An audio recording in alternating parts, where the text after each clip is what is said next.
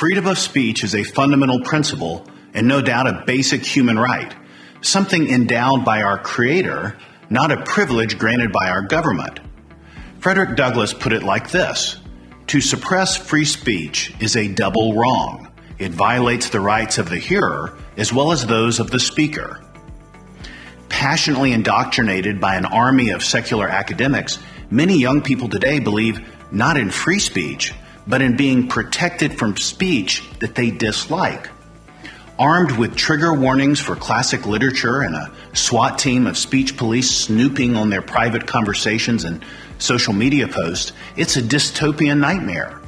Safe spaces abound on campuses nationwide with counselors and therapists on call to calm the nerves of the delicate young scholars in case they inadvertently see or hear something that dismays them. But we cannot afford to let this trend continue.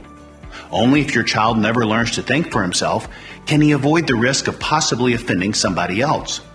There is no such thing as a comfy intellectual or a fragile critical thinker.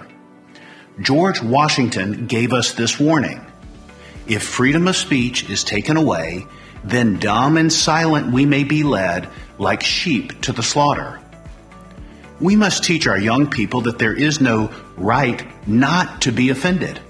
Of course, it would have been nice if they learned this in the classroom, right? But they have not and will not, at least anytime soon. George Orwell of Animal Farm in 1984 fame wrote, "If liberty means anything at all, it means the right to tell people what they do not want to hear."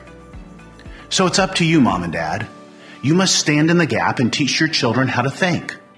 Introduce them, maybe for the very first time, to the joy of critical thinking. And let your kids know that hearing, seeing, and experiencing things that they don't like will not expand their carbon footprint or cause the earth to melt any sooner. Differing viewpoints just come with the territory of being a free people.